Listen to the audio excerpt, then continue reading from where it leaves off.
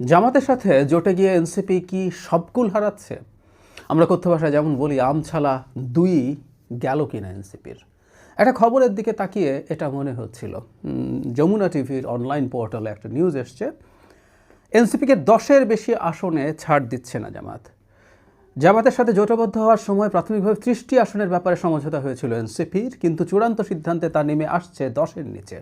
এতে বাদ পড়তে যাচ্ছেন এনসিপির বেশ কয়েকজন আলোচিত নেতা, জানিয়ে ফের উত্তাল হতে পারে দলটির অন্দরমহলে। যদিও নির্বাচনী কৌশলের কারণে এখনই এ নিয়ে আনুষ্ঠানিকভাবে কোনো কথা বলতে রাজি হয়নি জামায়াত বা এনসিপির কেউই। জামায়াত চায় জনভিত্ত জনপ্রিয়তা আছে এমন প্রার্থীদের চূড়ান্ত তালিকায় রাখতে। এনসিপি জামাতের সাথে জোট করে এনসিপির বিরাট ক্ষতি হয়েছে দল হিসাবে।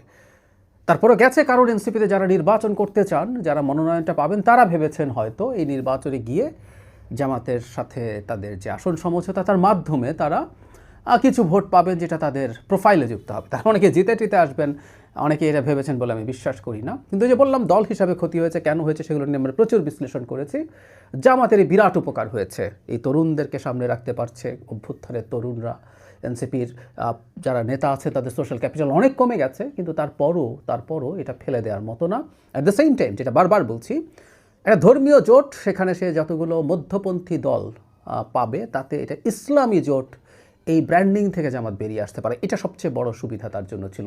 এখন এনসিপিকে 10 সিট দিক বা 30 সিট দিক, এনসিপি থাকলেই আসলে ব্যাপারটা হয়ে যায়, তার পারপাস সার্ভড হয়ে যায়। জামাতের সব দিকেই গেইন, এবং এখন জামাত 30টা সিটও ছাড়তে রাজি হচ্ছে না, এই সম্ভাবনা অন্তত আমরা দেখছি। এটা জাতীয় পত্রিকা, মিডিয়া এটা কিছু ভিত্তির কারণেই হয়তো করেছে। যে কথাটা বলতে চাচ্ছিলাম, এনসিপির 30টা সিটের ডিলও আমার কাছে ঠিক মনে হয়নি, কারণ তারা অনেক কিছু হারিয়েছে। আমি বারবার বলছি যে দল হিসেবে এনসিপির জন্য এটা একটা ডিজাস্টার তৈরি করতে পারে।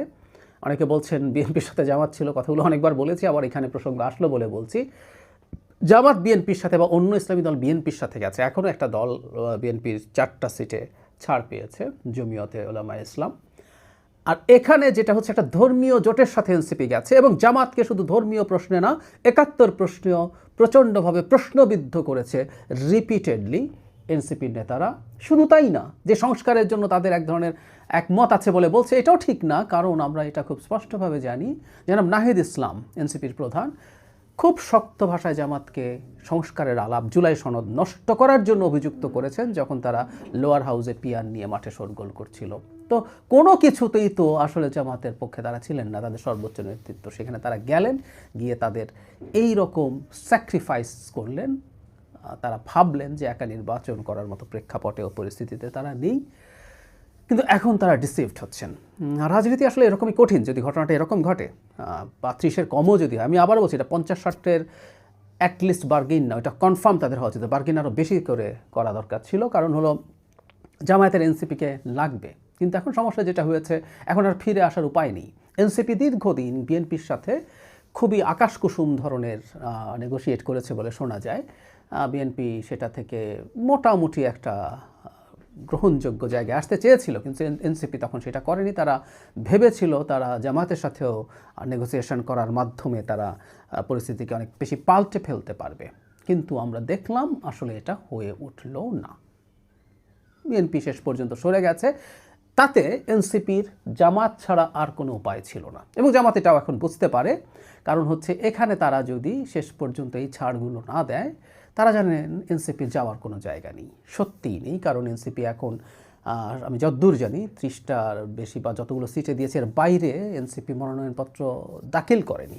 এটা যদি হয়ে থাকে, তাহলে এটা ভয়ঙ্কর রকম একটা প্রতারণা হবে। কারণ এনসিপির একই সিটগুলোতে জামাত প্রার্থী দিয়েছে, অন্তত এই নিউজ দেখে মনে হয়। আমি জানি না এনসিপি যেগুলোতে তাদের প্রার্থী দিয়েছে সেগুলোতে জামাত যদি প্রার্থী না দিত, তাহলে তো ছাড়বো না এই প্রশ্ন আসতো না। তার মানে জামাত ওগুলোতেও প্রার্থী দিয়েছে। কিন্তু আমরা যতদূর জানি এনসিপি তারা যে সিটগুলো চায়, তারা সম্ভবত 30-এর বেশিই দিয়েছে, প্রায় 50-এর মতো দিয়েছে, কিন্তু এর বাইরে কোথাও তারা আর প্রার্থী দেয়নি। তাহলে যদি তারা এই 10টা 15 বা 20-এও যদি হয়, তাদের কথা যদি রাখা না হয়, এনসিপি চাইলেও বাইরের সিটগুলোতে আর পার্টিসিপেট করতে পারছে না, কারণ মনোনয়নের আর কোনো রকম কোনো সুযোগ নেই। সো এটা একটা ডিজাস্টারাস পরিস্থিতি, এবং জামায়াত যদি এই কাজটা এনসিপির সাথে করে থাকে, এটা একটা মারাত্মক ধরনের প্রতারণা হিসাবেই পড়তে হবে।